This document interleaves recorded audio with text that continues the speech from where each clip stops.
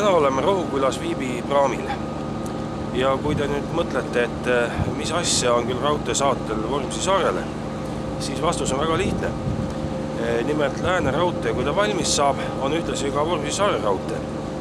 Ja sõidamegi Vormsi saarele, et uurida, millist uut hingamist tooks raudtee olemasolu Vormsi elanikele.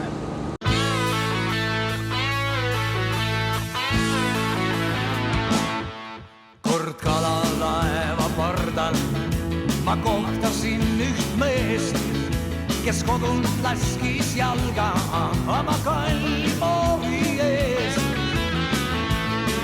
Kord kalalaeva pardal ma kohtasin üht meest, kes kodunt laskis jalga oma kallimoori ees.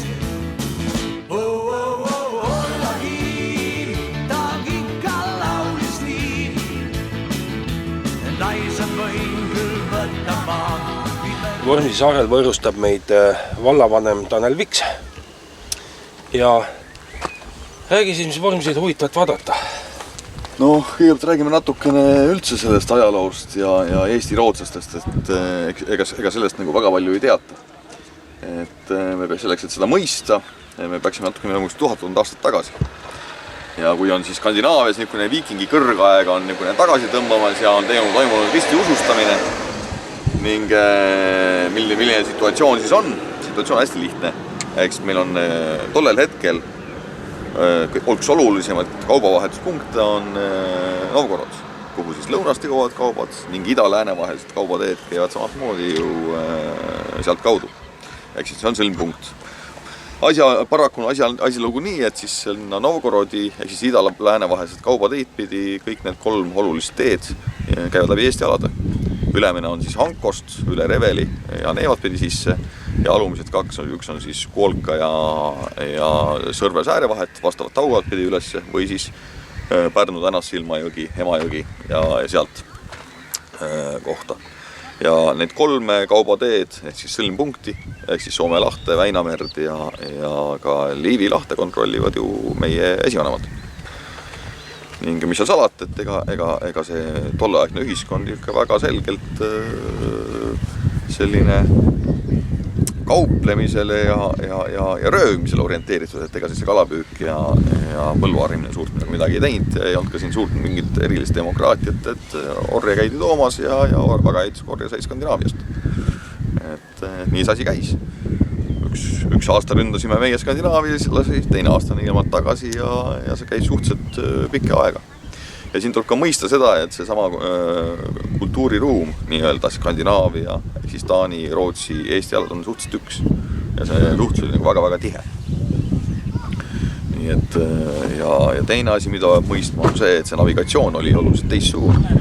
Ehk siis tehti lihtsalt päevaseid hüpped, kus oma laevastikuga või laevadega sõitsid, üritasid õhtuks jõuda siis kohta, kus sa oled maapealsetest inimestest nagu turvatud ja samasugusest merehuntide poolelt pealt ka. Et ei satuks ise rünnaku ohvriks ning võtame näiteks meie naabersaare Daagö, ehk siis päevasaar, siis, mille nimi ei tule siis mitte sellest, et seal kuidagi päevaks teissugune, vaid on päevase teekonna kaugus Gotlandilt, mis on siis taas üks teine oluline sõlmpunkt. Ja Daagol on samalt moodi, ehk siis Hiiumaal on samalt moodi olnud varemsemalt Rootsi asustus. Kas või see sama Kärdla on ju Tšärdal, ehk siis soor tõlkes.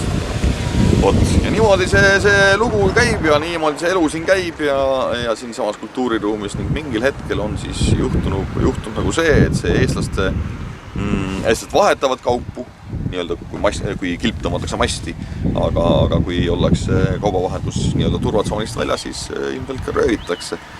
Ja on teada siis, et 13. sajandi alguses rajatakse nii Eestisse kui ka Skandinaaviasse siis Rootsi sõjaline koloonia kaubateede kaitseks. Vormsi puhul me teame seda aastat, kui Rootsi ajaloone Jonathan Lindström on sellega suhteliselt täpselt maha hõiganud. Ehk siis 1206 on see asustus, mis siis Vormsile tekib. Tulevad nad siis Öölandi, mis on selline pikk kitsas saar Gotlandi ja Rootsi anniku vahel küladest. Tulevad esimesed inimesed siia ja algab siis nii-öelda meil teadaolev Vormsi asustus. Tõsi, siin on ilmselt olnud kasustus ka varem. See on üks. teine asi, millega peab arvestama, nagu on see, et see saar ei ole nagu ainult üks suur saar, vaid siin on mitu saart on nagu kokku kasvanud ja ilmselt ka mingid laiud ja see protsess nagu siiamaani nagu kestab, ehk siis 3 millimeetrit kuskilt keskelt läbi aastas see maapind siin tõuseb. Et tegelikult need samad külad, mis me siin näeme, kõik need rälbüüd ja norbüüd ja schöderbüüd ja sviibid on ju kõik tegelikult rannakülad olnud. Nii et tegelikult ilmselt ongi siin olnud keegi varem, on räägitud Taani asustusest, mis võib olla ka tõene. Me ei tea tegelikult päris lõplikult, et mis keelt siin, kus inimesed rääkisid, kas nad rääkisid mingit muistset Skandinaavia keelt või nad rääkisid eesti keelt või rääkisid mõlemalt keelt, et tegelikult neid teadmisi me saame ju rohkem ja rohkem viimastel aastatel juurde. Ka Tartu Ülikoolis üks ajalooprofessor on öelnud, et viimase 20 aastaga on meie teadmised ja arusaamised ajaloos nagu oluliselt muutunud, aga raamatutesse sellest nagu väga palju jõudnud ei ole, või õpikutesse siis. Nii et tegelikult siis see Vormsi ehk siis Urmsjö, nagu me seal näeme, on siis maosaar, öösaar, Urmmadu ja kindlasti ei ole see samasse taust see, et inimesed kõik koha peale siia ja vaatasid, et siin on hästi palju rästikuid, mida siin ka tõesti on, vaid taust see sama Urm ja Madu, siin tulebki väga erinevaid paralleele. Et see Urm jookseb siin Vormsi puhul pidevalt läbi. Esiteks on see, et need samud viikingi laevu nimetatakse maolaevadeks, ehk siis nekka rootsi keeles. Samuti teine asi on see, et väidetavalt on selle koloniseerimise taga olnud siis piiskop, tolleaegne Skandinaavia piiskop, kelle oli ka suhteliselt paganlik nimi, ehk siis Urm.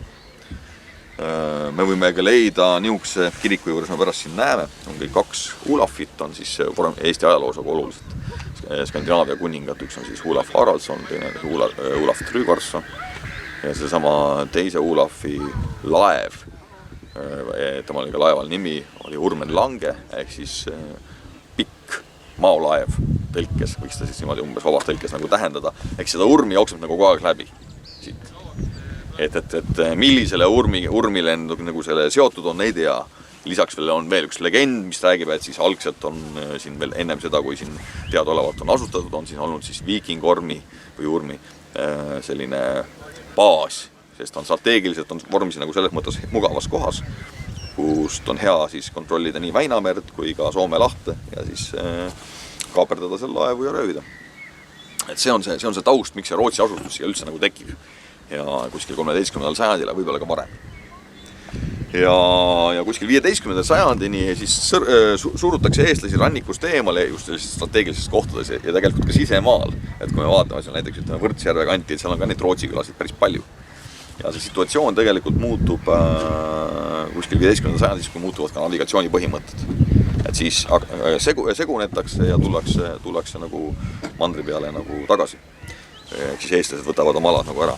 Nii et kui me räägime nüüd sellisest hoomatavast ajaloost, ehk siis kuskil 20. sajandi iseseisvumisperioodil algusest, siis on Eestisse jäänud selge, et Rootsi asustusega saari suhteliselt vähe.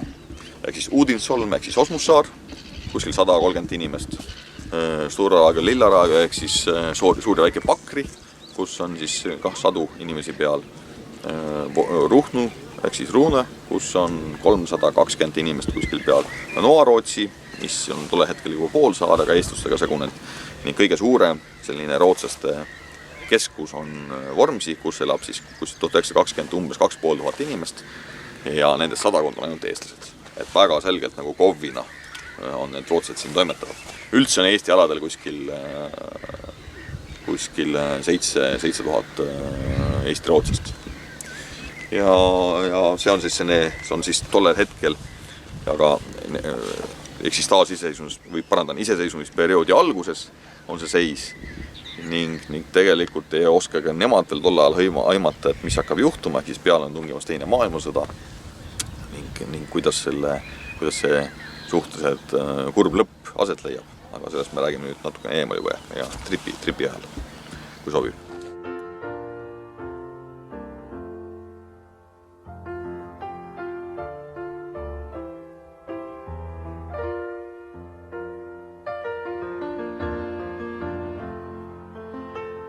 Himlen är oskyldigt blå.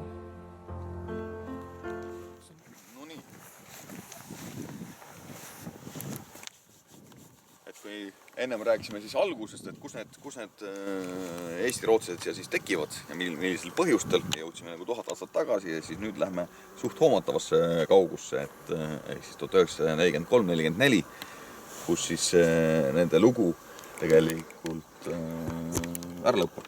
Et siin ongi mälestuskivi pandud siis nendele rootslastele, kes siis lahkusid siit 43-44 ja kes siin teadaolevalt siis 13. sajandist nagu elasid, et enam kui 2000-sest vormsilasest. Et mis siis juhtus?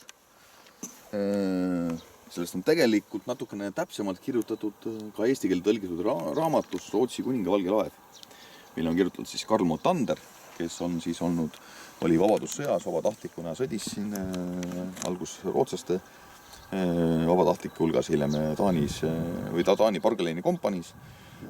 Siis ta läheb ära, tuleb uuesti Eestisse tagasi ja abiellub siis Balti sakslannaga Kohila lähedale Tohisoo mõisa, et ta hakkab seal nagu mõisa pidama.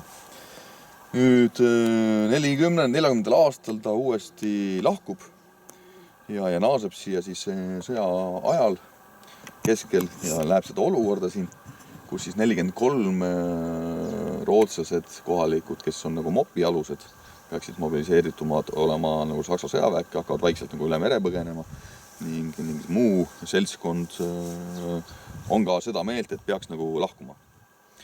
Ehk siis rootslaste, ehk siis kohalike rootslaste jaoks on see 1 aasta Nõukogude okupatsiooni, mis on siis 40-41 nagu olnud, on jätnud sellise jälje, et nad kui on selge, et rinne tuleb nagu ligemale ja on oht, et tuleb uus Nõukogude okupatsioon, siis nemad otsustavad lahkuda sisuliselt in corpore.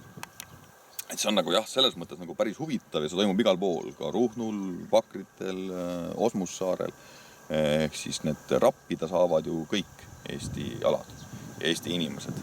Aga rootslaste jaoks on see kuidagi see Nõukogude okupatsiooni kogemus nii ränk, et see kaalub üles 800-aastase ajaloo, kaalub üles kõik see, mis on, et sa oled juurtega nagu nii maas, kui üldse olla saad. Ja üritatakse nagu leida seda võimalust ära minna. Selles mõttes on see iseenesest väga protsess on huvitav, kuidas ära minnakse. Ehk siis Saksamaa või Suur-Saksamaa ei saa ju tunnistada, et sõda on kuidagi kaotatud või on vähemalt sinna suunas nagu liikumas ning need inimesi nagu väga lihtsalt siit kõigepealt minema ei lasta üldse. Ja hakkab üks suur mäng. Ja nagu ma ütlesin, selle kohta on kirjutatud siis raamat Rootsi kuninga valge laev ja sellest saaks väga põnev, üks väga korraliku põnevusfilmi teha, kui keegi tahaks. Süžeed on seal küll ja veel. Et kuidas tegelikult hakatakse Berliini tasemele, minnakse maha ja lõpuks on siis nii-öelda keskastme ametnikud või ma ütleksin, ütleme siis figuurid, kellel on siis mingi teatud otsustusõigus, siis isegi kuigi ülevalt kõige kõrgemalt on algselt öeldud nagu ei, hakkavad siin vaikselt organiseerima, tekib isegi 2 võistlevat grupeeringut. Üks on siis Ludwig Linhardt, kes on üks Saksa ohvitser, SS-ohvitser, ja teine on siis sama Karl Motander ja üritatakse neid rootslased nagu ära viia ja saadakse luba viia ära haiged ja vanad inimesed, kelle üle siis sõjas olevals Eestis või kelle on nagu hoolt keerulisem kanda ja leitakse, et kuna Rootsi on neutraalne, siis ja nad on kuigi Eesti kodanikud, aga siiski rootslased, et siis on väidetavalt seal rohkem ressurssi nendest hoolt kanda. Ja siis vaikselt hakkab see minema, see kogu aeg nagu kasvab ja lõpuks viiaksegi nad siit minema ja põhimõtteliselt selgub, et kogu see rahvakild on nagu vana ja haige. Et selles mõttes päris huvitav lugu. Ja kui nad siit lähevad, et ega nad ei lähe ju niimoodi teadmisega, et nad lähevad alatiseks. Nad teavad, et lähevad 2-3 aastaks, nad tulevad tagasi oma majapidamiste juurde. Nii tegelikult aga need talud ei jää nagu tühjaks. Sest see on üks sakslaste tingimus, et siia peavad tulema uus asustus peale ning 19. sajandi lõpul on tegelikult sinnapoole Peipsi järve, ehk siis Venemaa aladele läinud terve hulk eestlasi ning kes omakorda liiguvad rinde eest ära. Ja nad kuulevad siis, Virumaal on siis erinevad sellised, ütleme siis ümberasustuspunktid, kuulevad, et see on Lääne-Eestis on saar, kus saadakse majapidamine koos loomade ja kõige varaga enda kätte, on võimalik saada ja nad tullakse siia, nad vaatavad neid kohti üle, sõlmitakse rootslastega suisa isegi rendilepingud. et mida nad tohivad teha, kuidas külvata, ma ei tea, kuidas puid väetada, keda lüpsta, mida tohib teha, mida ei tohi teha. Nii et tegelikult siin auku sisse ei jää, vaid tuleb siia täiesti uued inimesed tulevad peale, on vene rahvusest, on eestlasest või Venemaa eestlasi, on ningerlasi tuleb, et selline protsess tuleb. Ja rootsed lahkuvad. Tõsi, mõned Rootsi vered jäävad maha ja jäävad maha ka mõned naised, kelle mehed on olnud mobiliseeritud 41. aastal Punaarmeesse. Selles mõttes ei ole siin selles samas mopist ja kui me räägime Eesti territoriaalkorpusest, kus osa mehi on seal sees, et nende käitumine on sarnane nagu eestlastega. Ehk siis 41. juuli-august minnakse massiliselt üle sakslaste poole peale. Et siin nagu erisust ei ole, aga mingisugune kontingent ei vaheta poolt. Need jäävadki nagu Nõukogude armeesse teenima. Kas nad on siis olnud kahurväes, ehk siis neil on olnud head võimalust poolt vahetada, võib-olla on ka mõned ideoloogilised põhjendused taga, et väga individuaalsed asjad. Ja kui need inimesed, kui nad ei hukku ka seal kuskil töölaagrites, kui nad ei hukku ka kuskil lahingutes hiljem, siis osa nendest inimestest jõuab, 44-45 jõuab siia tagasi.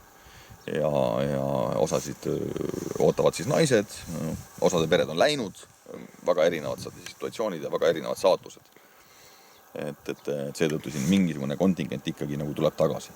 Et näiteks Ruhnus on see olukord nagu oluliselt kehvem, et sinna nagu väga keegi ei jõuagi. Ja see on see lõpp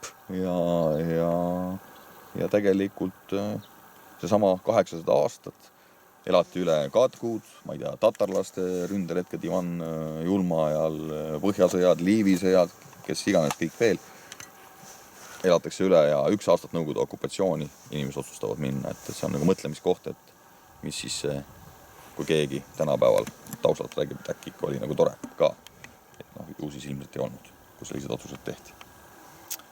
Vot, see on lõpp ja nüüd me sõidame edasi ja siis vaatame, mis seal vahepeal keskpaigas juhtus. Älskling, jag vet hur det känns när broar till tryggheten bränns. Fast tiden har jagat oss in i en vrå, himlen så oskyldigt blå. När vi växte upp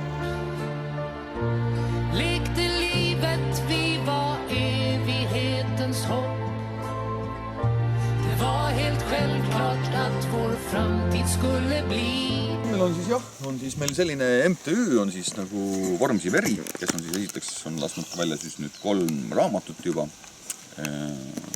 Vormsi kohta mälestustega ja Vormsi Veri 2 oli vist ka oli ka nii-öelda Vormsi Eesti sõnastik.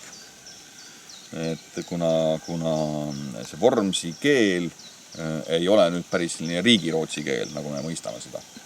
Et see on väga selgelt nagu dialekt ja ta on isegi need Vormsi või need rannarootsi dialektid, kas siis Eestis või Rootsis on nii erinevad, et nendest ei pruugi ka nad üksteisest nagu aru saada. Ehk siis piltlikult öeldes, kui Vormsi rootslane tahtis suhelda näiteks Ruhnu rootslasega, aga nad kumbki ei osanud riigi rootsi keelt, siis oli neil väga-väga tõsiseid raskusi üksteist arusaamisega.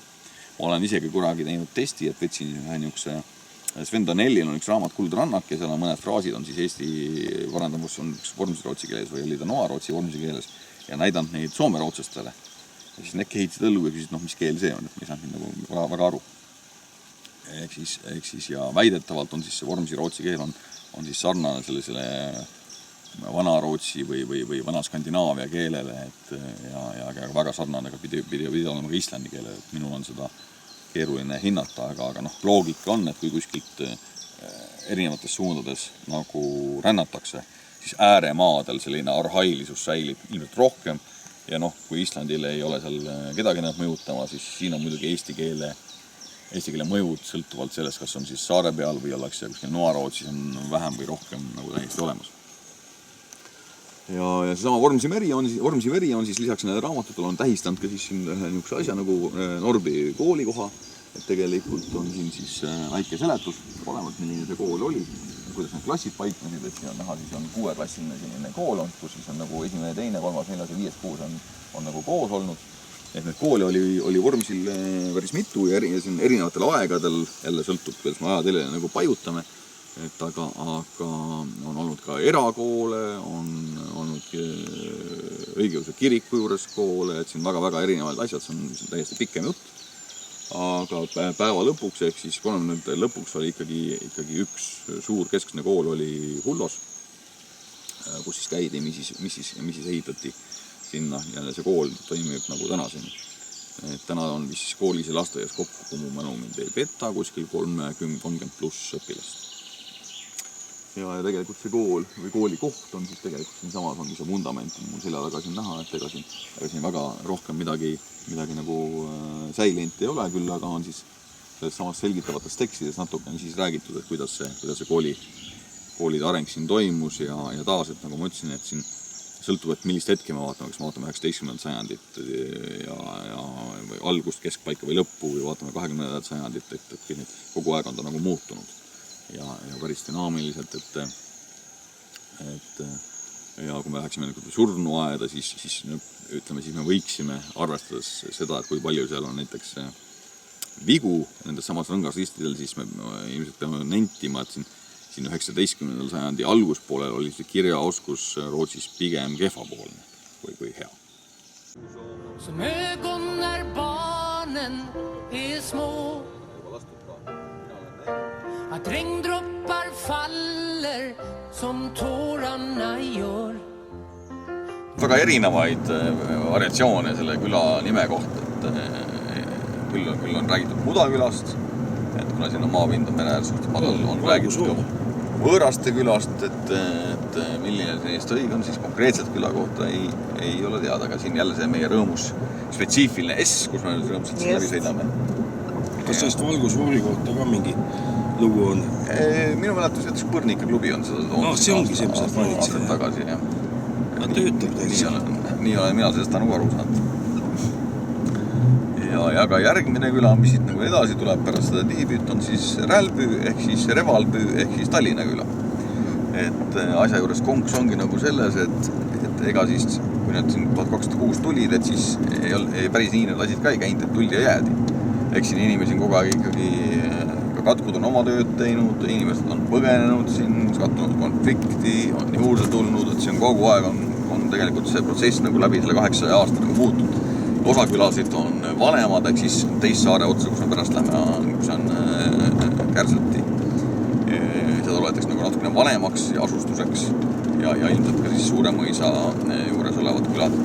Et siin mul on natukene värskemad ja kuna inimesed on tulnud ka hiljem juurde ja erinevates kohtades, siis jah, see Rälbüü või Revalbüü siis väidetavalt on siis siia tulnud nagu üle Tallinna on tuldud. Aga enda külade nimetustega on jah, et siin on leitud paralleele küll siin Uusimaalt, Soomest ja Stockholmi lähedal. Neid uurijaid on väga erinevaid olnud ja põhjendusi väga erinevaid olnud, nii et võib-olla nii, et kõigil on kübeke tõtt ja võib-olla on nii, et tõtt on kuskil veel meile teada, et seda hetkel keeruline öelda.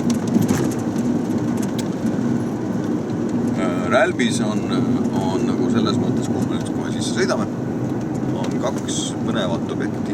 Üks on siis metodistide palvemaja, mis on siis toiminud läbi terve nõukogude aja. Ja toimib ka siiamaani. Minu teada see kogudus ei ole enam täna väga suur. Kui me nüüd selle kurvi tagant läheme, siis otse ongi see maja. Rist peaks meil vasakul pool kohe näha olema.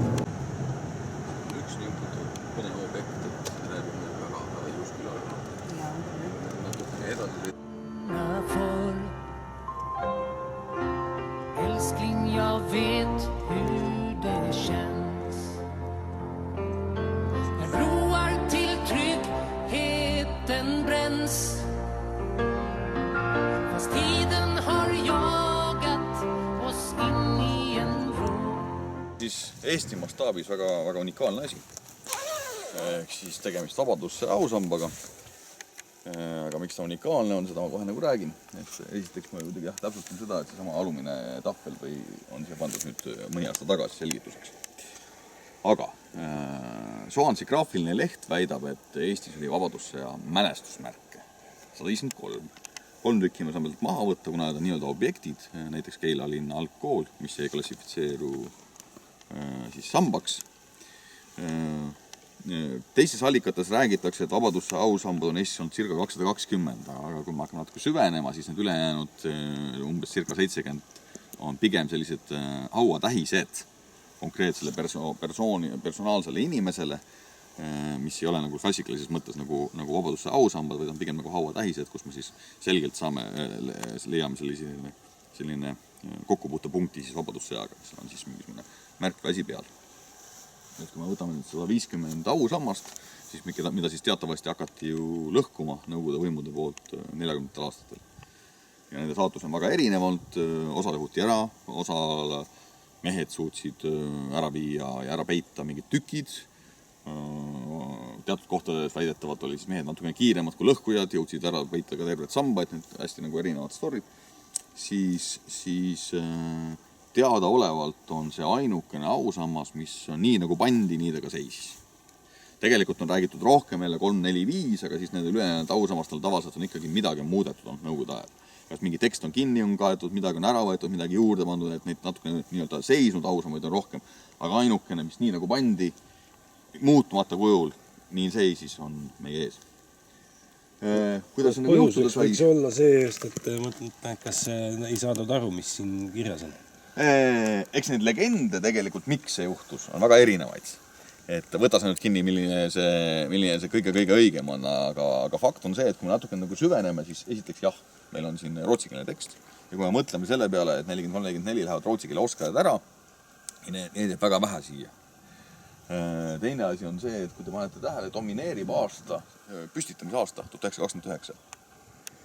Ning tavaliselt Vabadusse ausammastel on peal olnud Vabadussõda 1918-20, antud see diapasoon. Siin ei ole, siin on tegelikult juhtumisi on siis 3 meest, on hukkunud siis Liljenbeck, Timmermann ja Streng 1919 ning on nende hukkumisaasta siin peal. Ehk siis neid lugusid on väga erinevaid, et küll tuldi ka seda maha võtma ja traktor läks katki ja need toredad lood. Aga väidetavalt on siis üks Strengidest oli ka tegev juba nõukogudeaegses külanõukogus. Teine asi ka, kui väga hakati huvi tundma, mis asi teil siin seisab, siis hämati. Öeldi, et jah, meil oli siin tulekahju ja mingid inimesed uppusid, põlesid sisse, ühesõnaga seda hämamist oli nagu päris korralikult. Ja hämata siis korralikult ära, et ta siis seisab ja tagasi dikidi ka ja aru ka ei saa, millest on. Ja lõpuks lasti nagu rõõmsalt võssi kasvada. Et teda nagu väga näha ka ei olnud. Aga jah, et fakt on see, et hämati ja fakt on see, et seis. Et selles mõttes väga unikaalne asi. Ja kui keegi leiab mult Eesti pealt veel ühe ausamba, kus on muutumatu kujul, et i-täppi ka ei ole muudetud, on nagu seisnud, siis ma oleks väga tänulik ja tahaks näha. Minul pole õnnestunud näha. Läheme kiriku juurde. Et meie selja taga on siis Vormsi Püha Olavi kirik, mis on siis ilmselt üks Eesti vanimaid sakraalehitisi.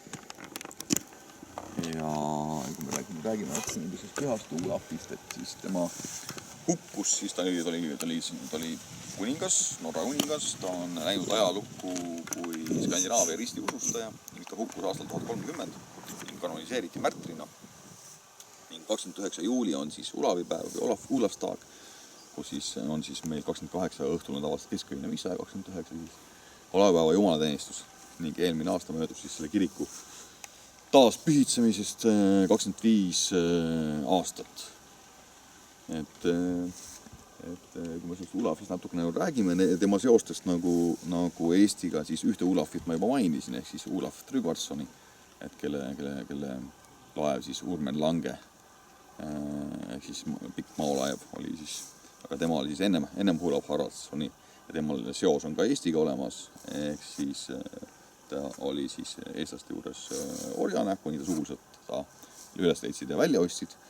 Ja ka Olav Haraldssonist või Olav Püha Haraldssonist on Eestil väga selged kokkupuutepunktid olemas. Esiteks on siis see, et ta aastal 1025 ründas Saaremaad. See lahing väidetavalt lõppes siis nii, et ta jäi umbes niimoodi, et enam-vähem viiki umbes nagu jalgpallis. Et päris nagu keegi ülekoolu ei saavutanud. Ning hiljem ta liikus siis, kuna ta oli konfliktis ka oma ema maal, siis ta liikus mööda rannikut, liikus Novgorodi, kus tema väimees siis oli siis valitseja positsioonil. Ning sealt on üks huvitav mõte, mis on nagu painanud siin viimased aastad. Et tegelikult meie selline ametlik ajalookäsitlus ju rääkis varem kogu aeg, et et kui saarlased panid siin 13. sajandi alguses relvad maha ja siis ristiti ära ja hakkas üks pime ja kole orjaöö. Tänaseks õnneks selleks jaburdusest on nagu loovutud, et keegi nagu nendest asjadest väga ei räägi, et on väga selgelt teada, et eestlased säilis relvakandmisõigused ja eestlased füllikud lihtsalt saksastusid, vahetus võib-olla keel. Eks kui me räägime Balti-Saksast, siis väga üks muljetavaldav osa on ikkagi saanud meie oma Eesti väärid inimesed. Aga kui rääkida nüüd konkreetselt sellest asjast, siis ja kui nüüd rohkem nendest allikatest räägitakse, siis ei räägita Eesti ristiusustamisest üldse vanades kroonikatest. Räägitakse taas ristiusustamisest. Mis on ka loogiline, sest kui me mõtleme seda, et meil on üks kultuuriruum, meil suheldakse sisuliselt igapäevaselt või iga nädalaselt Skandinaaviaga. Kui Skandinaavia ristiusutamine viiakse läbi 11. sajandi alguses, siis justkui on nagu 200 aastat nagu pausi või. Ja me elame siin ikka niimoodi taaraaatad äärmiselt kallid, et ei ole see nagu mitte teps nagu usutav kuskilt otsast. Ja üha rohkem räägiti, et eestlaste linnustes oli ikkagi ristisukirikud, oli ka kabelid. Nii et ka sellest kiriku kohta legende väga erinevalt, et selle looja on ehitanud taanlased. Tänaseks on teada, et see koorihoone, mida me kohe seda vaatame, läheme nuka taha, see on ehitatud 13. sajandi alguses, ehk siis 1200 päris alguses.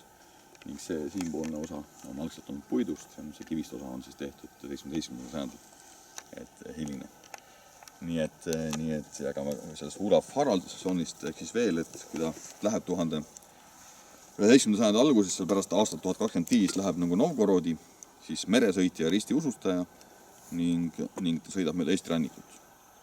Ja nüüd tekib Eestis hiljem, on tegelikult tänaseks on säilinud 3, aga varasemalt on olnud 5 Püha Olavi kirikut või kabelit. Siin, Nõbal ning Tallinna Oleviste. Pakritel on ka olnud, nad oleks hävinud.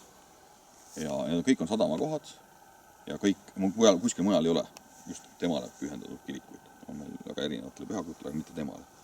Et siis kuidagi üha rohkem tundub nagu loogiline, et need kirikud või selle kivist kiriku eellane, mingisugune puidust ehitis võis siin olla juba 11. sajandil. Et seda ma täna ei tea, ma arvan, et siin kuskil maa sees on need vastused olemas. Et Vormsil minu teada ei ole kui ühtegi arheoloogilist kaevamist nagu tehtud. Ja kui me kirikut renoveeriti 90. aastatel, et siis leiti ka seal on põrandalused matuseid. Põrandalused matuseid tavaliselt ei tehta siia pikihoonesse, vaid tehakse sinnapoole. Et tegelikult on suhteliselt suure ajalisega need matused on kiriku eelsest ajast. Aga natuke, kui me nuka tahaks, näitan selle. Et esimene on seesama aken, mis ei ole mingi käärkambir aken või arvatakse, et on olnud 2 funktsiooni või M-kumb funktsioonidest ja aga võimalik, et ka mõlemad on tõesed. Siis üks nende funktsioon oli see, et siia kogunesid siis akna taha inimesed, kes ei saanud minna kirikusse, kes pidid osa saama jumala sõnast, ehk siis jutt on konkreetselt leeprahaigeteks, pidalidevistest. Ja nemad neile siis jagati siin ka armulauda siis läbi selle akna ja nemad said siis kõike seda protsessi nagu jälgida. Ja teine, mis selle akna funktsiooniks on nagu arvatud, on siis ikkagi palverändurid, et kui palverändur jõudis siia, kuskil keskajal kirik oli kinni, siis ta sai midagi näha, mis võis olla seal seinal siis. Mis see nagu täpselt võis olla, seda on väga keeruline nagu öelda ja kes väga keegi täpselt tea ka. Et nagu ma ütlesin, et selle eelmiste aastate uuringute järgi nihkus selle ehitamise aeg kuskil 100 aastat varasemaks. Ja see ongi nagu huvitav see, et üks huvitav element, ehk siis need kivid, mis on siis siduskivid. Nüüd, kui see koorihoone 13. sajandil nagu ehitatakse, siis on huvitav mõelda, kuidas inimesed nagu mõtlesid 100 aastat ette. Et täna me mõtleme väga lühikestes kategooriates ju. Musta maja keegi ehita 300 aastaks Tallinnas. Aga siis oli teada, et okei, et nüüd me teeme selle kivist, meil on siin olemas veel puidust kiriku osa, aga me teeme ka sellest kiviks mingil hetkel. Aga ei olnud teada, millal see juhtus. Tegelikult juhtus see umbes 400-500 aastat hiljem, aga jäeti igaks juhuks sidus kivid sisse. Ja ilmselt ei osatud ka aimata, et milline see ehituskunst tollel on, et kui paksutaks need müürid tehakse ja siis jäeti natuke rohkem. Ja osa on suudetud nagu ära kasutada, siis selle uue kiriku ehitamise osa ei olnud üle jäänud. Selles mõttes omamoodi huvitav asi. Räägime igapäevasest eluolust, siis kuidas üldse on inimesel Vormsil elada? Muidu üldiselt ju ääremaadelt lähevad inimesed ära ja lähevad Tallinnasse põhiliselt või siis Soome. Aga et Vormsil ju ikka elab inimesi. Jah. Kas siin on nagu täitsa, ütleme omamoodi elu, et siit ei tõmba minema noori? Eks need noored kindlasti lähevad samad moodi. Aga noorte käitumine võib olla natuke teistsugune. Kui me võtame minu pärast mingisuguse väiksema Eesti linna, siis noored, see on tavaliselt nagu ühesuunaline liiklus. Vormsi õnn on nagu pigem see, et suviti on need noored ikka kõik tagasi. Et talvel jah, ikkagi peale 9 minnakse õppima, ülikool on niikuinii kuskil mujal, aga kooli vaheaegadel on siin ja naljakas on see, et mitte ei tulda üksinda, vaid toodakse ka oma suured kaasa. Et suvel on siin päris korralik melu ja elu. Aga kui rääkida, et kuidas siis elada ühel väikesaarel, ega see väikesaare elu erineb ikka väga oluliselt, kas või ka suurema saare elust. Et meie seisukohast vaadates näiteks, ma ei tea, Saaremaal on mandritunnused väga selgelt olemas. Ehk siis teoreetiliselt, kui ma ei tegele mingi ekspordi või impordiga või mul ei ole toorainet, siis ma saan kõik oma asjad ju ühe saare piires ju ära aetud. Ma ei tea, viima lapse huvikooli, ise gümnaasiumisse, teatrisse, ma ei tea, kinno, arsti juurde, kuhu veel. Et kui sa elad väikesaarel, siis sa pead arvestama, et iga liigutuse jaoks sa pead ikkagi minema mandrile. Ja siis koha peal on sul väga-väga elementaarsed asjad, aga sa oled juba arvestadki nende selle asjaga ja sätid oma olu ja kogu oma liikumised seda moodi ka paika.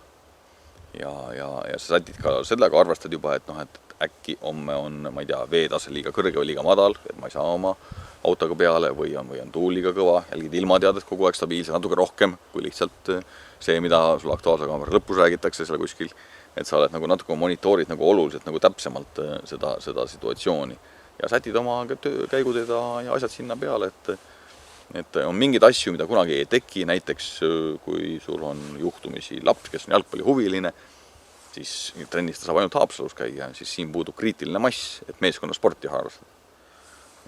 Kui sul on, ma ei tea, mingi väga hea muusikaandega laps, siis ilmselgelt sa viita ka kuskile muusikakooli.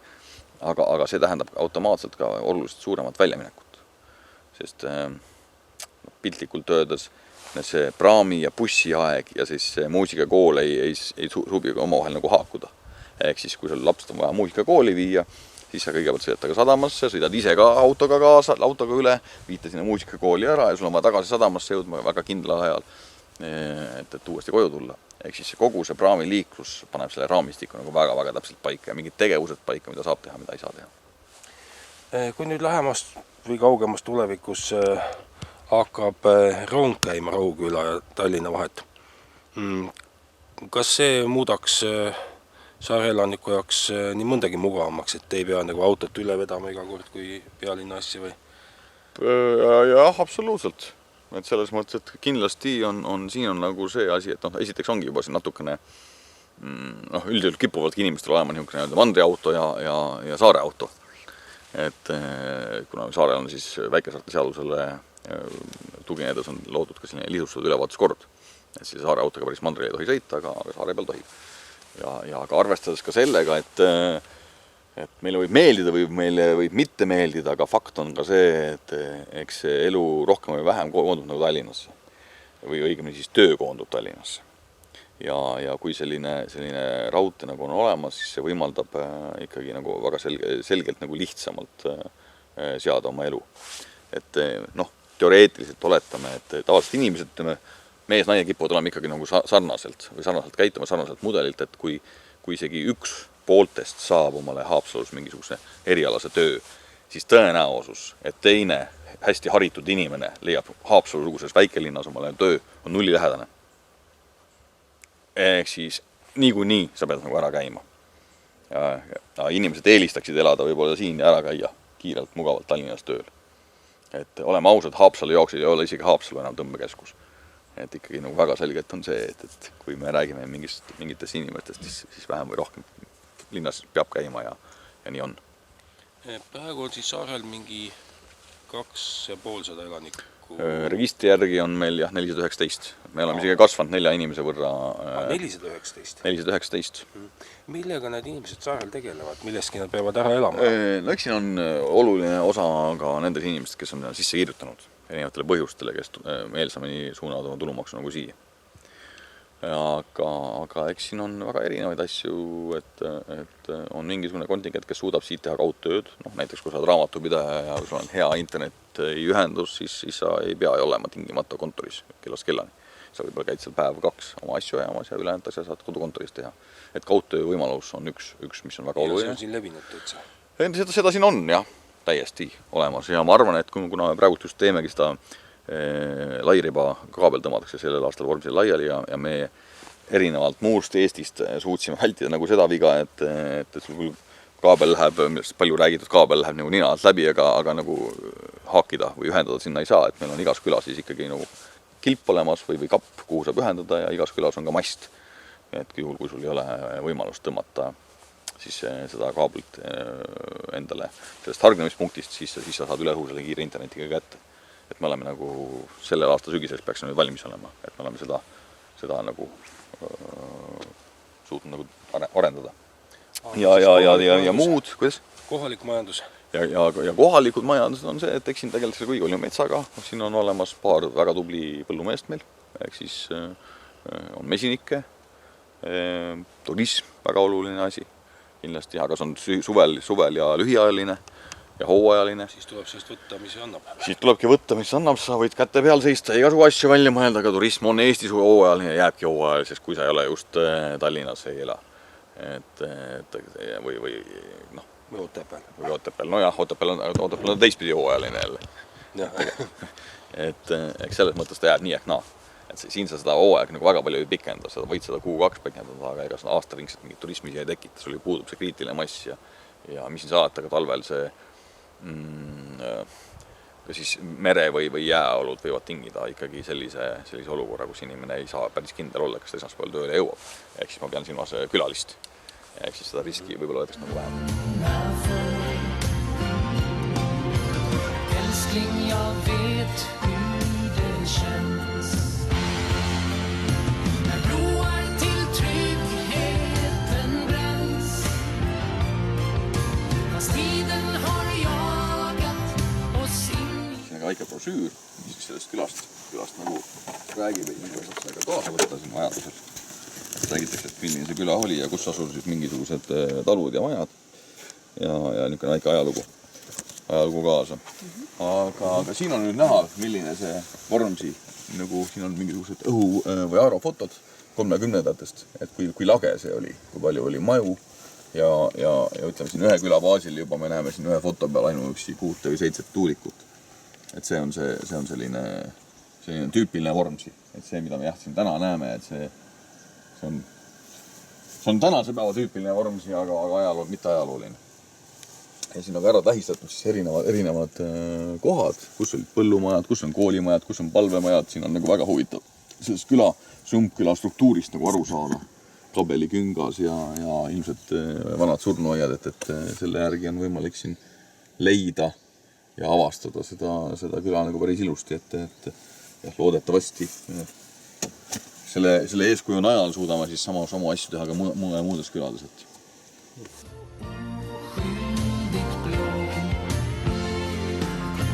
Frusna på en strand flög vi med drakar medan tiden flöt i land.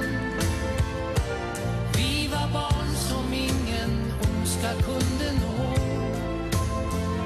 Himlen var så blå.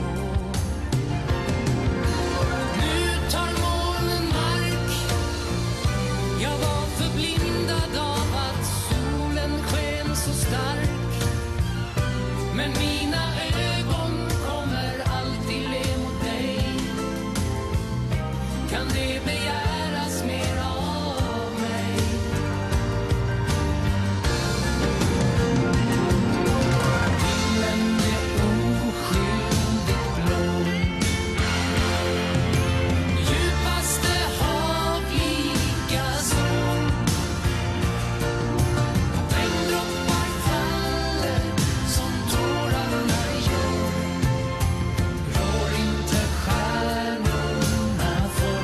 vanaisa oli siin majakavaht, siis te olete ise sündinud ja kasvanud siin majakavahi majas. 5 aastat vana olin, kui tulin esimest korda Vormsi saarel. Ma õppisin koolis Tallinnas, aga igal suvil ja talvel tulin vanaisa juurde. Nüüd 10 aastat juba tegutsen. Tuli tornilinnaku taastamisega ja torni avamisega. Nüüd lahendame meie muuseumi ekspositsiooni. Ma loodan, et järgmisel aastal oskame siin vanas diisliruumis ka avada teist muuseumi. Päris vana, 70 aastat tagasi oli juurde ehitatud, seal elektridiislid seisid. Nüüd on meil väike muuseum masinaruumi hoones. Nagu räägisin, torn on lahti ja olete alati teretulnud siin meie tulitornilinnakus. Ise olen siin mesenik Vormsi saarel, natuke tegutselime mesilastega. Meie vallavanem Tanja Viiks on teine suur mesenik Vormsi saarel. Mesenik on väga hea kvaliteediga Vormsi saarel, et keegi keemiat üldse ei kasuta. Mingi pritsimist ei ole, kogu põllumajandus on mahi. Pärast Vormsi mesenik bränd on juba. Loodan, et juulikuus oskate proovida juba, kui tulite meie juurde. Varsti uuritame raame ja siis esimene mesi on valmis. Frusna på en strand flög vi med drakar medan tiden flöt i land. Vi var barn som ingen ondska kunde nå. Himlen var så blå. Nu tar månen mark. Ja ongi Tiire saarele peale tehtud. Ja suured tänud härra Viksile ja meie saate poolt väike meele. Okei, väga tänud. Kena. Ja ilusat seurel jätkuvat viibimist. Kan det begära